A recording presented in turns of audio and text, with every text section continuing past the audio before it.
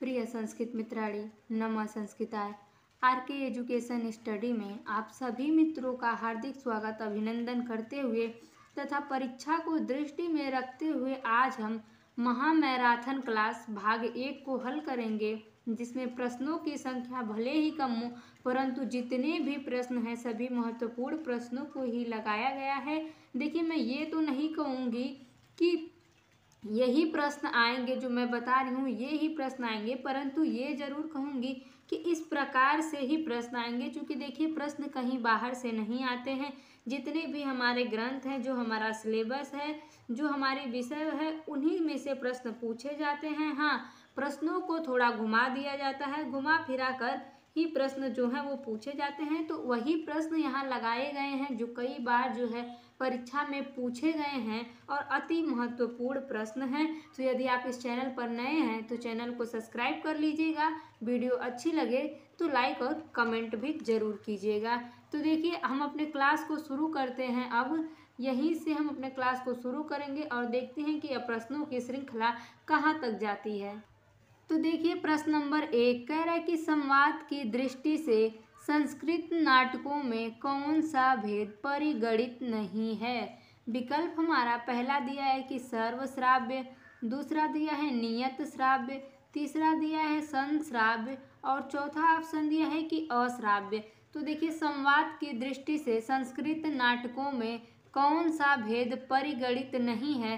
तो ऑप्शन हमारा जो सी दिया है कि संश्राव्य जो है यह संस्कृत नाटकों में परिगणित नहीं है। तो प्रश्न नंबर 1 में विकल्प नंबर हमारा सी सही हो जाएगा। देखिए, ऑप्शन हमारा पहला दिया है कि सर्वश्राव। तो सर्वश्राव वह संवाद या वह बात होती है जो सभी पात्रों के सुनने योग्य हो, अर्थात यह वह संवाद या बात होता है जिसे सभी पात्र और दर्शक सुन सकते हैं, जो नाटक के मंच पर सबके लिए होता है, उसे ही हम सश्राव्य कहते हैं। अब देखिए, दूसरा विकल्प हमारा दिया है कि नियत श्रव्य या नियत श्राव्य। तो यह वह संवाद होता है जिसे केवल कुछ ही पात्र सुन सकते हैं, बाकी नहीं, तो वह नियत श्राव्य होता है। अब देखिए, विकल्प हमारा तीसरा दिया है कि अश्राव्य। तो अश्राव्य यह वह संवाद होता है जिसे कोई पात्र खुद से ही बोलता है ताकि दूसरा पात्र न सुन सके, तो वह अश्राव्य होता है। और यह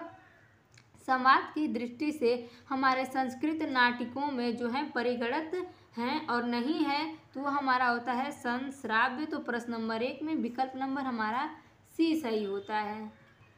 अब देखिए, प्रश्न नंबर 2 कह रहा है कि बाणभट्ट किस अलंकार के सम्राट माने जाते हैं।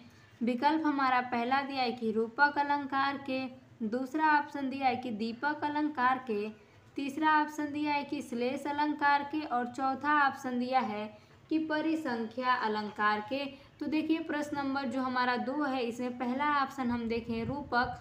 तो देखिए, रूपक अलंकार वहाँ होता है जहाँ उपमेय में उपमान का जो है भेद रहित आरोप किया जाता है, वहाँ रूपक अलंकार होता है। विकल्प हमारा बी दिया है कि दीपक अलंकार। तो जब किसी पद में उपमेय और उपमान दोनों के लिए एक ही साधारण धर्म होता है, तो वहाँ दीपक अलंकार होता है। अब तीसरा ऑप्शन हमारा दिया है कि श्लेष अलंकार। तो देखिए, श्लेष अलंकार जहाँ पर एक ही शब्द एक बार प्रयुक्त हुआ हो, परंतु उसके अर्थ जो हैं वह एक से अधिक बार प्रयुक्त हुए हों, तो वहाँ श्लेष अलंकार होता है। ऑप्शन नंबर डी हमारा दिया है कि परिसंख्या। तो देखिए, यह अर्थ अलंकार का एक प्रकार होता है और इसमें किसी एक वस्तु की कई जगहों पर स्थित होने की संभावना होने के बावजूद उसे एक जगह पर ही वर्णित किया जाता है। यहाँ यानी कि ऐसा इसमें होता है कि एक जो वस्तु है वह कई जगह है, परंतु उसे एक ही जगह पर जो है वो वर्णित किया जाता है। साथ ही पूछी या बिना पूछी हुई बातों को व्यंग्य या वाच्य से वर्जित करने के लिए भी इस अलंकार का प्रयोग किया जाता है। यह होता है हमारा परिसंख्या अलंकार। तो देखिए, प्रश्न नंबर 2 में हम देखेंगे कि बाणभट्ट किस अलंकार के सम्राट नहीं माने जाते हैं। तो रूपक, दीपक और श्लेष अलंकार के सम्राट माने जाते हैं। नहीं माने जाते हैं तो परिसंख्या अलंकार के नहीं माने जाते हैं। प्रश्न नंबर 2 में विकल्प नंबर हमारा डी सही हो जाएगा। अब देखिए प्रश्न नंबर 3 कह रहा है कि यादृग गद्य विधौ बाढ़ पद्य बंधे पितादृशः। बाढ़ के विषय में यह किसका कथन है? विकल्प हमारा पहला दे दिया है कि उद्धट का, दूसरा ऑप्शन दे दिया है जयदेव का, तीसरा दिया है भोज का और चौथा ऑप्शन दिया है कि मल्लीनाथ का। तो देखिए यादृग गद्य विधौ बाढ़ पद बंधे पितादृशः बाढ़, यह जो कथन है तो यह भोज का कथन है, अर्थात प्रश्न नंबर 3 में विकल्प नंबर हमारा सी सही होता है। अब देखिए प्रश्न नंबर 4 को देखते हैं। कह रहा है कि अर्थवाद का वर्णन मिलता है। विकल्प हमारा पहला दिया है कि मीमांसा में, दूसरा दिया है वेदांत में, तीसरा ऑप्शन दिया है कि सांख्य में और चौथा ऑप्शन दिया है योग में। तो देखिए अर्थवाद का जो वर्णन है यह भारतीय मीमांसा या पूर्व मीमांसा भी कहते हैं, यह पूर्व मीमांसा में मिलता है, जहां इसे वैदिक, पौराणिक और तांत्रिक साहित्य के विषय वस्तु के 5 विभागों में से एक माना जाता है। तो प्रश्न नंबर 4 में हम देखेंगे तो विकल्प हमारा जो है वो ए सही हो जाएगा कि अर्थवाद का वर्णन मिलता है तो मीमांसा में। प्रश्न नंबर 4 विकल्प नंबर हमारा ए सही होता है। अब देखिए प्रश्न नंबर 5 कह रहा है कि तमोगुण का स्वरूप है। विकल्प पहला दिया है कि प्रकाशक है, दूसरा दिया है लघु है, तीसरा दिया है कि वर्णक है और चौथा ऑप्शन दिया है चंचल है। तो आप लोग कमेंट के माध्यम से हमें बताइए कि तमोगुण का स्वरूप क्या है। तो देखिए तमोगुण जिसे हम अज्ञान, अंधकार और जड़ता का गुण माना जाता है, इसमें अज्ञान और अंधकार, आलस्य और प्रमाद की जड़ता, नकारात्मक भावनाएं, क्रोध, द्वेष, तमसा, भोजन यानी कि मांस, मछली, मदिरा, ये सब जो हैं जितने भी अवगुण जो होते हैं यह तमोगुण के अंतर्गत आते हैं। ये जो विकल्प हमारा है प्रश्न पूछ रहा है कि तमोगुण, तो ये सब जो हैं यह तमोगुण के अंतर्गत आते हैं, अर्थात उसमें से हमारा वर्णक भी है। प्रश्न नंबर 5 में हम देखेंगे तो विकल्प हमारा सी सही हो जाएगा कि यह तमोगुण का स्वरूप होता है। और इसके अलावा देखिए तमोगुण होता है, रजोगुण होता है और सत्वगुण होता है। 3 गुण जो हैं वो बताए जाते हैं। तो ये सत्वगुण जो है, सत्वगुण के अंतर्गत जो आता है तो उसमें ज्ञान, प्रकाश, शुद्धता, सकारात्मक ऊर्जा, ये 7 गुण के अंतर्गत आती हैं। और रजोगुण में तमोगुण जो है कि यह सांख्य दर्शन के अनुसार प्राकृतिक के 3 गुण बताए जाते हैं, जिसमें सत्व, रजस और तमस, ये तीनों आते हैं। और ये तीनों गुण जो होते हैं सत्व, रजस और तमस, यानी कि रजोगुण, तमोगुण और सत्वगुण, यह तीनों सजीव और निर्जीव दोनों में विद्यमान रहते हैं और किसी भी पदार्थ के चरित्र को निर्धारित करते हैं। तो प्रश्न नंबर 5 में हम देखेंगे तो विकल्प हमारा जो है ये सी सही हो जाएगा। और प्रकाशक और यह लघु, चंचल, यह जो दिया है यह रजोगुण के अंतर्गत आते हैं। तो प्रश्न नंबर 5 विकल्प नंबर हमारा सी सही होता है। अब देखिए प्रश्न नंबर 6 कह रहा है कि अहो केने दृशि बुद्धि द्रारूढ़ा तव निर्मिता त्रिगुणा श्रुवते बुद्धिन तु दारुमयी क्वचित। उदाहरण है, यहाँ देखिए दे दिया है अलंकार की, यमक अलंकार का है, व्यक्तिरेख का है, उपमा का है, वक्रोक्ति का है। तो देखिए यह जो हमारा ऑप्शन हमारा दिया है, 4 ऑप्शन हमारे पास दे दिया है। ये उदाहरण ऊपर दे दिया है कि अहो केनी दृशि बुद्धि दारुणा तव निर्मिता त्रिगुणा सूर्यते बुद्धिन तु दारुमयी क्वचित। यह जो उदाहरण है तो यह हम देखेंगे इसको, तो यह वक्रोक्ति अलंकार का उदाहरण है, यमक का, व्यक्तिरेख का और उपमा का नहीं है। यह वक्रोक्ति अलंकार का उदाहरण है। और वक्रोक्ति शब्द जो है यह 2 शब्दों वक्र और उक्ति की संधि से बना है।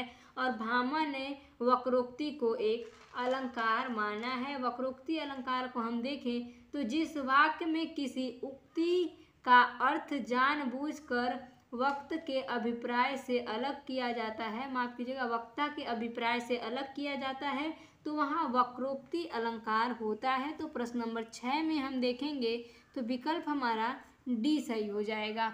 अब देखिए प्रश्न नंबर 7 कह रहा है कि निम्न में किसकी गणना अर्ध स्वरों में नहीं होती है।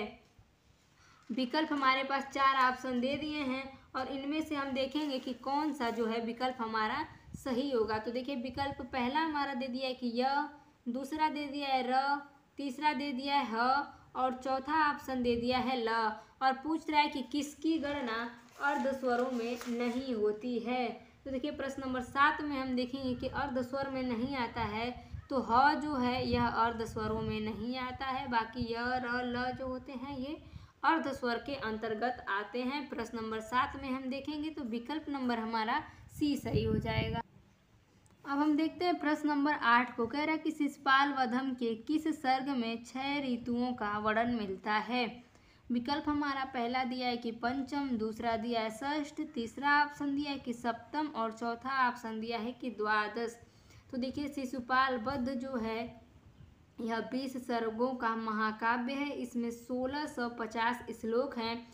श्रीमद् भागवत के 10वें स्कंद के 74वें अध्याय में तथा महाभारत के सभा पर्व के 13 अध्यायों में शिशुपाल वध का कथा जो है यह उपलब्ध होती है। और इसी को आधार बनाकर महाकवि माघ ने शिशुपाल वध क्या महाकाव्य की रचना की है। शिशुपाल वध महाकाव्य में देव ऋषि नारद द्वारा शिशुपाल के पूर्व जन्मों का विवरण देते हुए उसके अत्याचारों का उल्लेख, श्री कृष्ण से उसके संहार की प्रार्थना, युधिष्ठिर के राजसूय यज्ञ में श्री कृष्ण का इंद्रप्रस्थ पहुंचना, शिशुपाल का अभद्र व्यवहार और क्रुद्ध श्री कृष्ण द्वारा उसका वध वर्णित है। महाकवि माघ का शिशुपाल वधम महाकाव्य बृहत्त्रयी के जो बृहत्त्रयी होता है बृहत्त्रयी के द्वितीय रत्न में से एक है।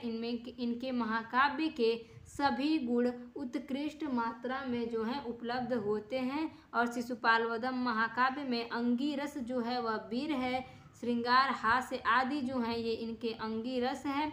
अलंकार निरूपण में भारवी ने एक और उपमा, उत्प्रेक्षा, अतिशयोक्ति आदि पद पर बल दिया है। और दूसरी ओर चित्रालंकार के भेद उपभेदों का प्रयोग भी अपनी विशेषज्ञता की पराकाष्ठा कर दी है। तो यह शिशुपाल वधम के बारे में संक्षिप्त सा परिचय था। और प्रश्न हम देखेंगे कि किस सर्ग में 6 ऋतुओं का वर्णन मिलता है। तो प्रश्न नंबर 8 में विकल्प हमारा बी सही हो जाएगा कि षष्ठम सर्ग जो है उसी में 6 ऋतुओं का वर्णन मिलता है। प्रश्न नंबर 8 विकल्प नंबर हमारा बी सही होता है। अब देखिए प्रश्न नंबर 9 कह रहा है कि महाभारत में कौन सा छंद प्रयुक्त है। विकल्प हमारा पहला दिया है कि आर्या छंद, दूसरा दिया है वंशस्थ छंद, तीसरा दिया है शार्दूल विक्रीडित छंद और चौथा ऑप्शन दिया है कि अनुष्टुप छंद। तो देखिए प्रश्न नंबर 9 में हम देखेंगे कि महाभारत में कौन सा छंद प्रयुक्त है। तो अनुष्टुप छंद जो है यह प्रयुक्त छंद 1, 2, 4 जो हैं और मिलेंगे आपको, लेकिन सर्वाधिक जो है सबसे अधिक अनुष्टुप ही छंद का प्रयोग किया गया है। और देखिए अनुष्टुप छंद जो है इसमें कुल 32 वर्ण होते हैं जो 8 वर्णों के 4 पादों में विभाजित होते हैं। इनका प्रथम तथा तृतीय चरण में उपेंद्रवज्रा छंद के अनुसार इनका प्रथम तथा तृतीय चरण होता है तथा द्वितीय एवं चतुर्थ चरण इंद्रवज्रा के अनुसार होता है। अनुष्टुप छंद वैदिक और शास्त्रीय और संस्कृत काव्य दोनों में पाया जाता है और साहित्य में अपनी सहजता और सरलता के कारण जो है यह सबसे लोकप्रिय छंदों में से अनुष्टुप छंद जो है एक माना जाता है। क्यों? अपनी सहजता और सरलता के कारण। अब देखिए विकल्प हमारा जो पहला दिया है कि आर्या, तो आर्या छंद जो है ये एक मात्रिक छंद होता है जिसमें पहले और तीसरे चरण में 12-12 मात्राएं तथा दूसरे चरण में 18 और चौथे चरण में 15 मात्राएं होती हैं। बी ऑप्शन हमारा दिया है कि वंशस्थ, तो वंशस्थ जो है यह एक वर्णिक छंद है जिसमें प्रत्येक चरण में 12 वर्ण होते हैं और वे जगड़, तगड़, जगड़ और रगड़ के क्रम में होते हैं। तीसरा ऑप्शन हमारा दिया है कि शार्दूल विक्रीडित, तो जिस छंद के प्रत्येक पाद में क्रमशः मगड़, सगड़, जगड़ और सगड़ तथा 2 तगड़, 1 गुरु वर्ण हो वहाँ शार्दूल विक्रीडित छंद होता है। इसके प्रत्येक चरण में 19 वर्ण होते हैं। तो प्रश्न नंबर 9 में हम देखेंगे तो विकल्प हमारा जो है डी सही हो जाएगा कि महाभारत में कौन सा छंद प्रयुक्त है। तो अनुष्टुप छंद प्रयुक्त है। अब हम देखेंगे प्रश्न नंबर 10 को। कह रहा है कि कालिदास की प्रसिद्ध उपाधि कौन सी है। विकल्प हमारा पहला दिया है कि महाकवि, दूसरा ऑप्शन दिया है कविराज, तीसरा ऑप्शन दिया है कवि कुलगुरु और चौथा ऑप्शन दिया है कि उपयुक्त सभी। तो देखिए कालिदास की जो प्रसिद्ध उपाधि है वह कवि कुल गुरु है, अर्थात प्रश्न नंबर 10 में विकल्प नंबर हमारा सी सही हो जाएगा। अब देखिए प्रश्न नंबर 11 कह रहा है कि अभिनव भारती किस ग्रंथ की टीका है। विकल्प पहला दिया है कि ध्वन्यालोक, दूसरा दिया है कि रस गंगाधर, तीसरा ऑप्शन दिया है कि नाट्यशास्त्र और चौथा ऑप्शन दिया है कि साहित्य दर्पण। तो देखिए अभिनव भारती पूछ रहा है कि किस ग्रंथ की टीका है, तो ये ऑप्शन हमारा जो सी दिया है कि नाट्यशास्त्र, तो ये नाट्यशास्त्र की है जो टीका है और यह भरत मुनि की रचना है नाट्यशास्त्र। और नाट्यशास्त्र जो है वह प्रदर्शन कलाओं पर आधारित है और इस नाट्यशास्त्र पर अभिनव गुप्त ने अभिनव भारती नामक टीका लिखा था। तो अभिनव भारती टीका किस ग्रंथ की टीका है, तो नाट्यशास्त्र की है। और नाट्यशास्त्र जो है किसकी रचना है, तो भरत मुनि की रचना है।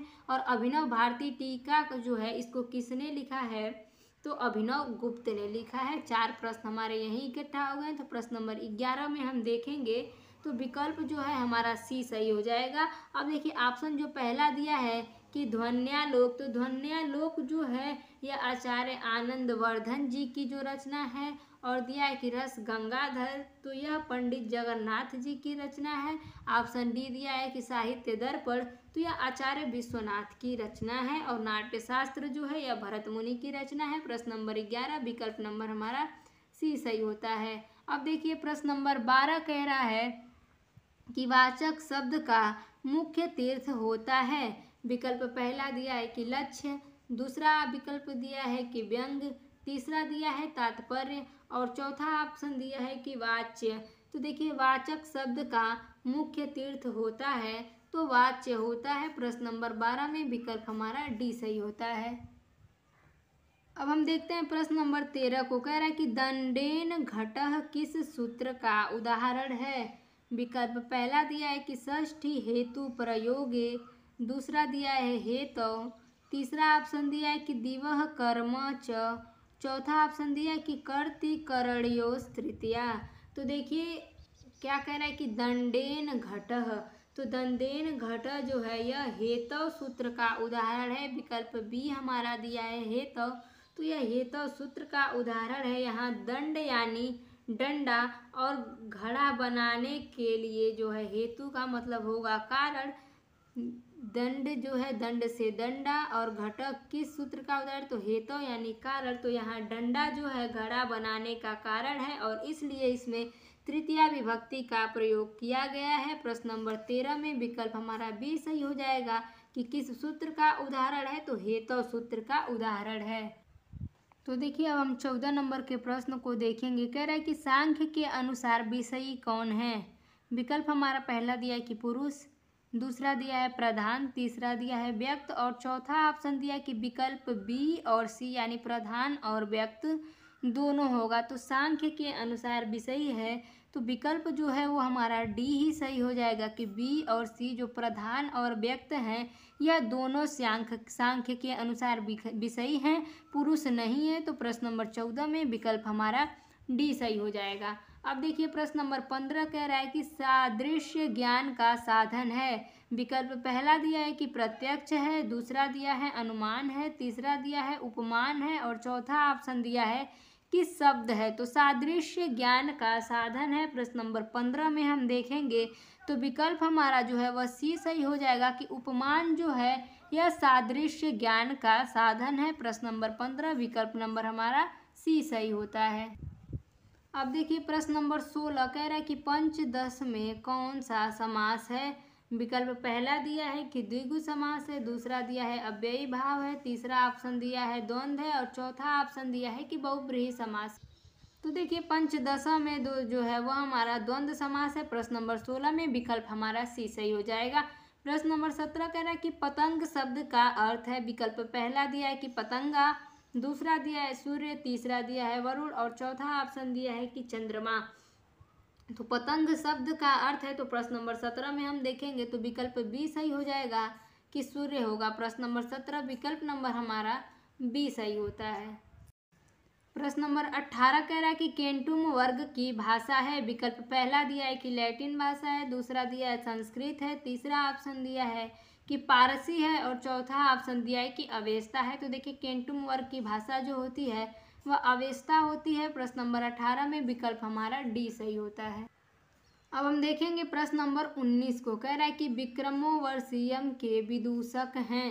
विकल्प पहला दिया है कि माणवक, दूसरा दिया है मैत्रेय, तीसरा दिया है वसंतक और चौथा दिया है कि माधव्य। तो देखिए विक्रमोर्वशीयम के जो विदूषक हैं वह माणवक हैं, अर्थात प्रश्न नंबर 19 में विकल्प जो है वह हमारा ए सही हो जाएगा कि विक्रमोर्वशीयम के विदूषक हैं तो माणवक हैं। और बी ऑप्शन जो हमारा दिया है कि मैत्रेय, तो मैत्रेय जो है यह मृच्छकटिकम के विदूषक हैं। सी ऑप्शन दिया है वसंतक, तो वसंतक जो है वह स्वप्नवासवदत्तम के विदूषक हैं। और डी दिया है माधव्य, तो माधव्य जो है यह अभिज्ञान शाकुंतलम के विदूषक हैं। तो प्रश्न नंबर 19 में हम देखेंगे तो विकल्प हमारा ए सही हो जाएगा। अब देखिए प्रश्न नंबर 20 कह रहा है कि अभाव का भेद नहीं है। विकल्प पहला दिया है कि प्राग भाव, दूसरा दिया है प्रध्वसंभाव और तीसरा ऑप्शन दिया है कि अत्यंता भाव और चौथा ऑप्शन दिया है कि अनंता भाव। तो देखिए अभाव का भेद नहीं है पूछ रहा है, तो प्रश्न नंबर 20 में हम देखेंगे तो विकल्प हमारा इसमें बी सही हो जाएगा कि प्रध्वंसा भाव जो है यह अभाव का भेद नहीं है। बाकी प्राग भाव, अत्यंता भाव और अनंता भाव जो है यह अभाव के भेद हैं। प्रश्न नंबर 20 में विकल्प हमारा बी सही हो जाएगा। अब हम देखते हैं प्रश्न नंबर 21 को। कह रहा है कि अयुत सिद्ध संबंध किसमें नहीं होता है। विकल्प पहला दिया है कि जाति और व्यक्ति में, दूसरा ऑप्शन दिया है कि पक्षी और वृक्ष में, तीसरा दिया है कि गुण और गुणी में और चौथा ऑप्शन दिया है कि क्रिया और क्रियावान में। तो अयुत सिद्धि संबंध किसमें नहीं होता है, तो प्रश्न नंबर 21 में विकल्प हम देखेंगे तो क्रिया और क्रियावान में जो है अयुत सिद्धि संबंध नहीं होता है। बाकी जाति और व्यक्ति में भी होता है, पक्षी और वृक्ष में भी होता है और गुण और गुणी में भी होता है। प्रश्न नंबर 21 में विकल्प हमारा डी सही हो जाएगा। अब देखिए प्रश्न नंबर 22 कह रहा है कि धनदह में कौन सा तत्पुरुष समास है। विकल्प पहला दे दिया है कि प्रादि तत्पुरुष समास, दूसरा दिया है कि उपपद तत्पुरुष समास, तीसरा ऑप्शन दिया है कि अलुक तत्पुरुष समास और चौथा ऑप्शन दिया है कि गति तत्पुरुष समास। तो प्रश्न नंबर 22 में हम देखेंगे कि धनदह में कौन सा तत्पुरुष समास है, तो उपपद तत्पुरुष समास होता है। प्रश्न नंबर 22 विकल्प नंबर हमारा बी सही होता है। अब देखिए प्रश्न नंबर 23 कह रहा है कि चारवाक संस्कृति में प्राधान्य है। विकल्प पहला दिया है कि भोग, दूसरा दिया है योग और तीसरा दिया है त्याग और चौथा ऑप्शन दिया है कि संग्रह। तो चारवाक संस्कृति में प्राधान्य है। तो प्रश्न नंबर 23 में हम देखेंगे तो विकल्प हमारा जो है ए सही हो जाएगा कि चारवाक संस्कृति में भोग को ही प्राथमिकता दी गई है, अर्थ और भोग इसी को प्राथमिकता दी गई है। प्रश्न नंबर 23 में विकल्प हमारा ए सही हो जाएगा। अब देखिए प्रश्न नंबर 24 कह रहा है कि रचितव्या खलु प्रकृति पेलवा प्रिय सखी यह कथन है। विकल्प पहला दिया है कि अनसुईया का प्रियंवदा के प्रति है, दूसरा दिया है कि अनसुईया का गौतमी के प्रति है, तीसरा ऑप्शन दिया है कि प्रियंवदा का अनसुईया के प्रति है और चौथा ऑप्शन दिया है कि शकुंतला का प्रियंवदा के प्रति है। तो देखिए उपयुक्त कथन जो हमारा दिया है तो प्रश्न नंबर 24 में हम देखेंगे तो यह जो कथन है यह अनसुईया का प्रियंवदा के प्रति होता है। प्रश्न नंबर 24 में विकल्प नंबर हमारा ए सही हो जाएगा। अब देखिए प्रश्न नंबर 25 कह रहा है कि अयम जनः कस्य हस्ते समर्पितः यह कथन है। तो देखिए यहाँ जन यानी व्यक्ति होगा, परंतु यहाँ जो है स्त्री शब्द से संबोधित किया गया है कि यह स्त्री किसके हाथों में समर्पित है या किसके हाथों में सौंप दिया गया है। यह अभिज्ञान शाकुंतलम में शकुंतला की सखी प्रियंवदा और अनसुईया द्वारा शकुंतला को विदाई देते समय कहा गया है। प्रश्न नंबर 25 में हम देखेंगे तो विकल्प हमारा जो है वो डी सही हो जाएगा कि अनसुईया और प्रियंवदा जो हैं यह दोनों का कथन है।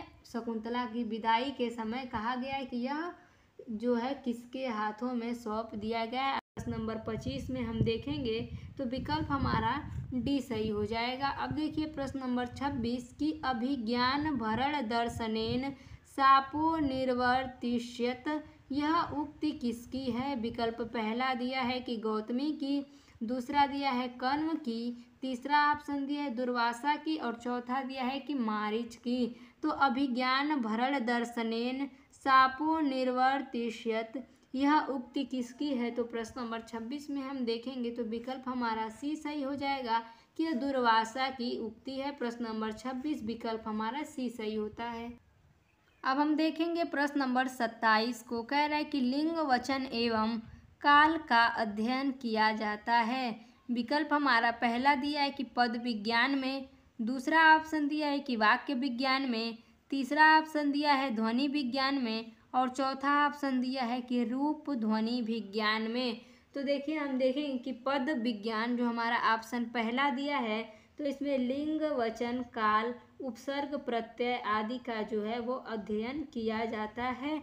और दूसरा ऑप्शन जो हमारा दिया है कि वाक्य विज्ञान, तो इसके अंतर्गत हम पदों के पारस्परिक संबंध का अध्ययन तथा वाक्य रचना के नियमों का अध्ययन करते हैं। तीसरा ऑप्शन हमारा दिया है कि ध्वनि विज्ञान में, तो ध्वनि विज्ञान में ध्वनियों के उच्चारण या उनकी उत्पत्ति का अध्ययन किया जाता है। विकल्प हमारा चौथा दिया है कि रूप ध्वनि विज्ञान, तो इसके अंतर्गत हम भाषा में ध्वनियों के पैटर्न एवं उनकी व्यवस्था तथा उनके द्वारा किए जाने वाले अर्थों का अध्ययन करते हैं।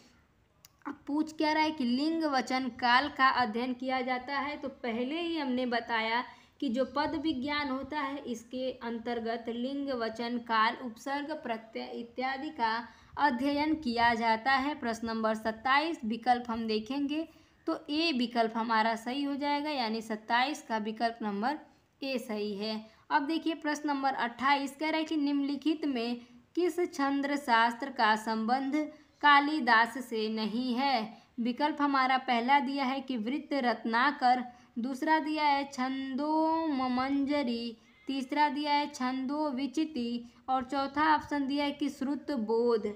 तो प्रश्न नंबर 28 में हम देखेंगे कि किस छंद शास्त्र का संबंध कालिदास से नहीं है। तो श्रुत बोध का जो संबंध है वह कालिदास से नहीं है। प्रश्न नंबर 28 में विकल्प डी सही हो जाएगा। अब देखिए प्रश्न नंबर 29 कह रहा है कि विशेषण और विशेष्य का परस्पर समास हो तो उसे कहते हैं। विकल्प हमारा पहला दिया है कि कर्मधारय, दूसरा दिया है कि तत्पुरुष समास, तीसरा दिया है द्वंद्व समास और चौथा ऑप्शन दिया है कि बहुब्रीहि समास। तो विशेषण और विशेष्य का परस्पर समास हो तो उसे क्या कहते हैं। तो कर्मधारय समास कहते हैं। प्रश्न नंबर 29 में विकल्प हमारा ए सही हो जाएगा। अब देखिए प्रश्न नंबर 30 कह रहा है कि संख्यकारिका की टीका नहीं है। तो विकल्प हमारा पहला दिया है कि जयमंगला, दूसरा दिया है भामती, तीसरा दिया है सांख्य तत्व कौमुदी और चौथा ऑप्शन दिया है कि युक्ति दीपिका। तो प्रश्न नंबर 30 में हम देखेंगे कि सांख्यकारिका की टीका नहीं है। तो नहीं है तो ये जो भामती है यह सांख्यकारिका की टीका नहीं है। यह कवि वाचस्पति मिश्र द्वारा रचित ब्रह्मसूत्र पर लिखी गई टीका है। अगर पूछ दे कि भामती किस ग्रंथ पर लिखी गई है तो ब्रह्मसूत्र पर लिखी गई है। और किसके द्वारा लिखी गई है तो वाचस्पति द्वारा लिखी गई है। और यह टीका जो है उनकी पत्नी जो है वाचस्पति की पत्नी भामती के नाम पर समर्पित किया गया है। और देखिए यह जो वाचस्पति जी हैं यह 9वीं से 10वीं शताब्दी के भारतीय दार्शनिक थे और ये न्याय वेदांत सांख्य योग और मीमांसा पर कई महत्वपूर्ण रचनाएं जो हैं इन्होंने की हैं। अब देखिए जिसे इसी में हमारा दे दिया है कि सांख्य तत्व कौमुदी, यह भी इन्हीं की रचना है, वाचस्पति जी की ही रचना है, परंतु यह सांख्य कारिका पर आधारित है। और क्या ये जो इनकी रचना है भामती तो यह सांख्य कारिका पर आधारित नहीं है। बाकी जयमंगला, युक्ति दीपिका, सांख्य तत्व कौमुदी यह सभी जो है सांख्य कारिका पर आधारित टीकाएं हैं। प्रश्न नंबर 30 में पूछा है कि नहीं है तो जो नहीं है वही सही है, अर्थात बी ऑप्शन हमारा सही हो जाएगा। अब हम देखेंगे प्रश्न नंबर 31 को। कह रहा है कि निम्नलिखित में भाववाची की धातु कौन सी है। विकल्प पहला दिया है कि पठ धातु है, दूसरा दिया है लिख धातु है, तीसरा दिया है रुच धातु है और चौथा ऑप्शन दिया है कि पच धातु है। तो भाववाची की धातु कौन है प्रश्न नंबर 31 में हम देखेंगे तो विकल्प हमारा सी सही हो जाएगा कि रुच धातु जो है यह भाववाची की धातु है। प्रश्न नंबर 31 विकल्प नंबर हमारा सी सही होता है। अब हम देखेंगे प्रश्न नंबर 32 को। कह रहा है कि उसती पत्रिका का प्रकाशन होता है। विकल्प पहला दिया है कि दिल्ली से होता है, दूसरा दिया है प्रयाग से होता है, तीसरा ऑप्शन दिया है कि काशी से होता है और चौथा ऑप्शन दिया है कि कानपुर से होता है। तो देखिए उसती पत्रिका का प्रकाशन जो है यह प्रयाग से होता है। प्रश्न नंबर 32 में विकल्प हमारा बी सही हो जाएगा। अब हम देखेंगे प्रश्न नंबर 33 को। कह रहा है कि प्रयत्न किसके बोधक होते हैं। विकल्प पहला दिया है कि ध्वनि के, दूसरा दिया है पद के, तीसरा दिया है प्रयत्न लाघव के और चौथा दिया है कि भीषमीकरण के। तो देखिए प्रश्न नंबर 33 में हम देखेंगे तो विकल्प हमारा ये सही हो जाएगा कि प्रयत्न जो हैं वह ध्वनि के बोधक होते हैं। प्रश्न नंबर 33 विकल्प नंबर हमारा ए सही होता है। अब हम देखेंगे प्रश्न नंबर 34। कह रहा है कि पद विधि किससे होती है। विकल्प पहला दिया है कि समर्थ से, दूसरा दिया है कि असमर्थ से, तीसरा दिया है पद से और चौथा ऑप्शन दिया है कि वाक्य से। तो पद विधि किससे होती है प्रश्न नंबर 34 में हम देखेंगे तो विकल्प हमारा जो है वो ए सही हो जाएगा कि पद विधि समर्थ से होती है। प्रश्न नंबर 34 ऑप्शन ए सही होता है। अब हम देखेंगे प्रश्न नंबर 35 को। कह रहा है कि सुबंधु कृत वासव दत्ता है। विकल्प पहला दिया है कि नाटक है, दूसरा दिया है कथा है, तीसरा दिया है कि आख्यायिका है और चौथा ऑप्शन दिया है कि गीत काव्य है। तो सुबंधु कृत जो पूछ रहा है कि वासव दत्ता है तो वासव दत्ता देखिए यह जो है यह आख्यायिका है अर्थात गद्य काव्य है। प्रश्न नंबर 35 में हम देखेंगे तो विकल्प हमारा सी सही हो जाएगा। अब हम देखेंगे प्रश्न नंबर 36 को। कह रहा है कि बोध्य बोधक भाव लक्षण किसकी ओर संकेत करता है। विकल्प पहला दिया है कि अधिकारी, दूसरा दिया है विषय, तीसरा दिया है संबंध और चौथा ऑप्शन दिया है कि प्रयोजन। तो देखिए बोध्य बोधक भाव लक्षण जो है यह संबंध की ओर जो है संकेत करता है। प्रश्न नंबर 36 में विकल्प हमारा सी सही हो जाएगा। 37 नंबर प्रश्न देखिए अंग्रेजियों में पूछ रहा है। इसमें कह रहा है कि डू नॉट का डोंट में किसका लोप होता है। विकल्प ए दिया है कि मध्य स्वर का, बी दिया है कि आदि स्वर का, सी दिया है अंत्य स्वर का और डी दिया है किसी का नहीं।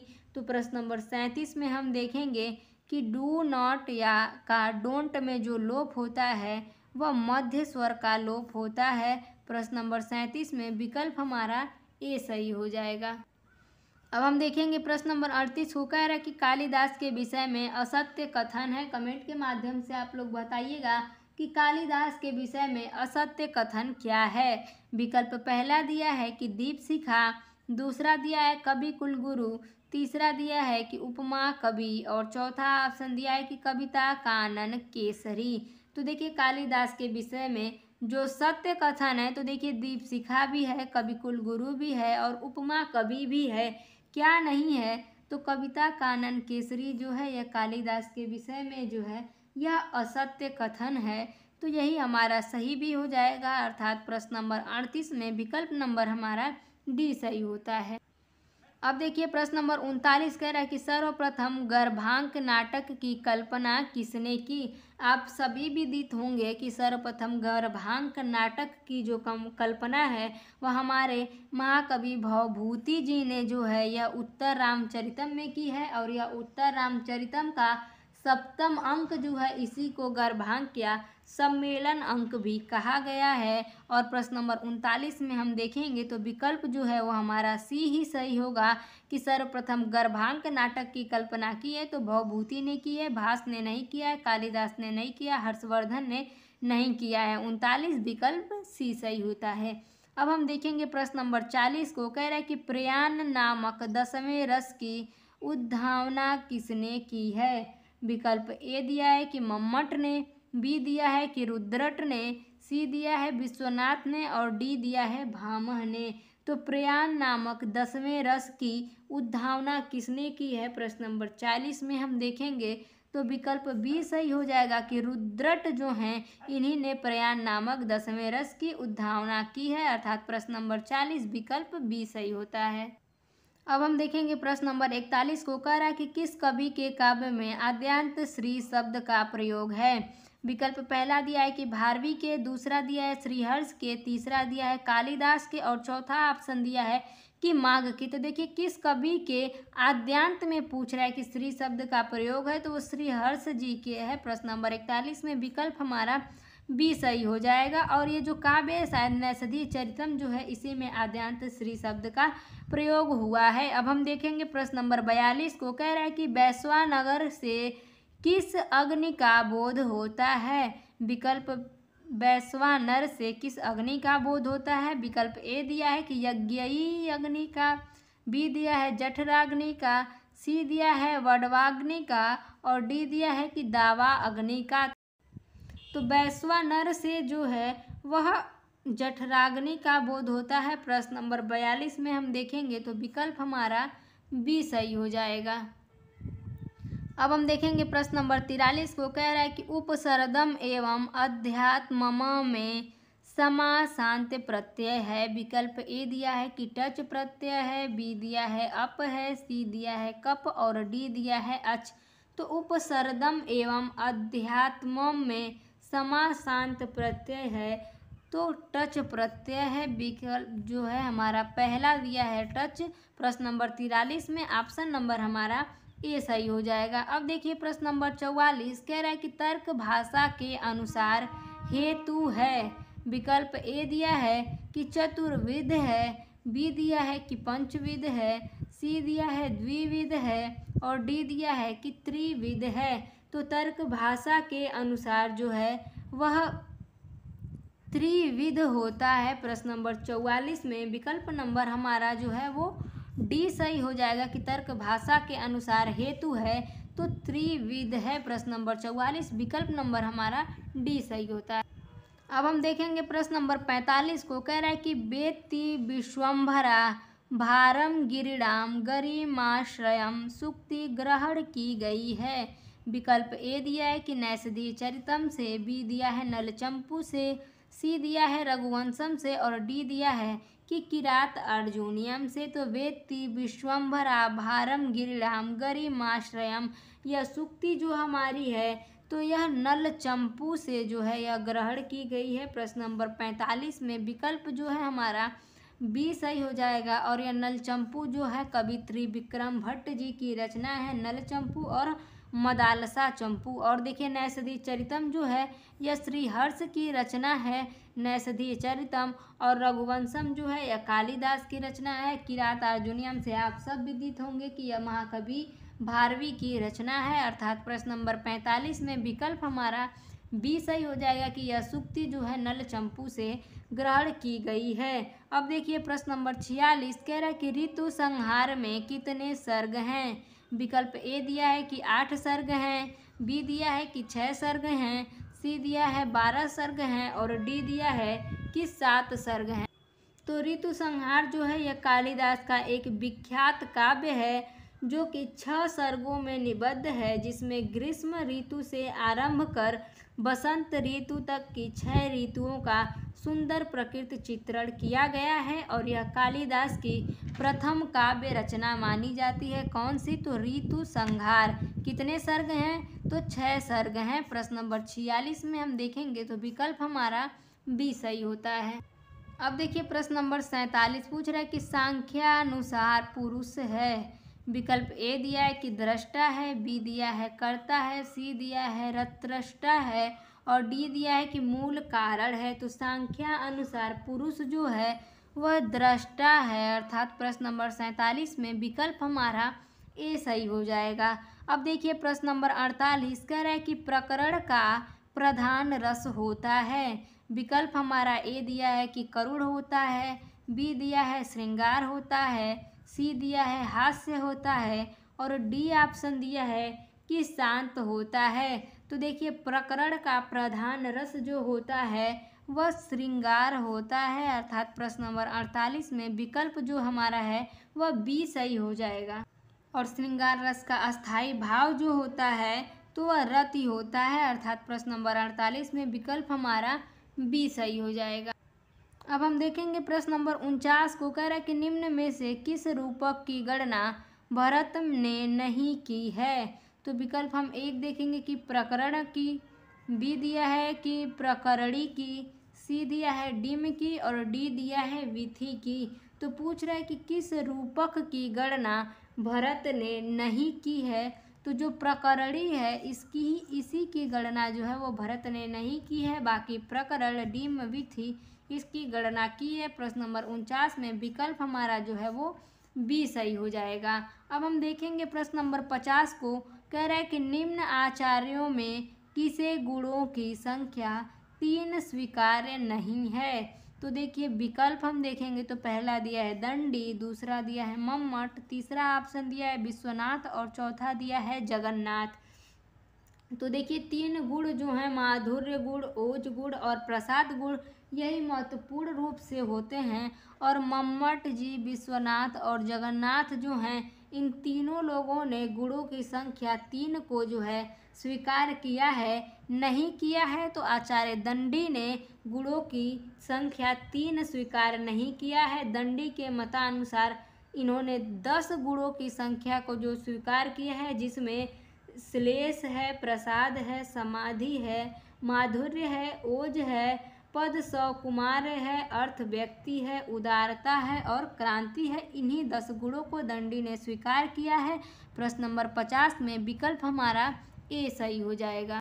अब हम देखेंगे प्रश्न नंबर 51। कह रहा है कि राजा नल का मित्र एवं मंत्री है। विकल्प ए दिया है कि जानुक, बी दिया है सूचक, सी दिया है बाहुक और डी दिया है श्रुतशील।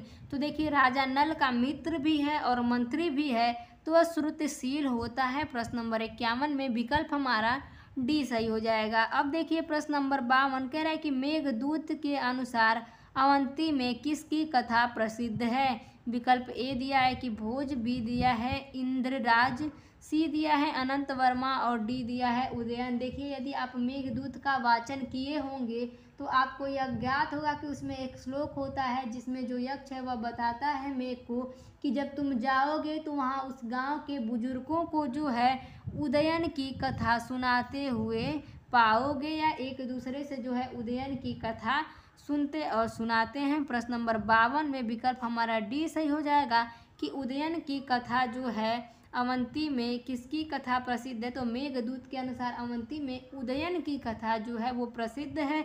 तो प्रश्न नंबर 52 में विकल्प हमारा डी सही हो जाएगा।